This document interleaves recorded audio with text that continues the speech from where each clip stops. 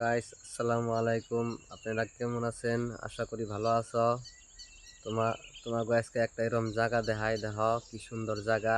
আমি দেখবার দিকে আইছি, তোমরা অন্যকে দেখো, দেখে হেরে বহুত ভালো লাগবো। তোমাকেও দেখো, ভুটানের ভিতরে আইছি, আমি ভিডিও করতেছি।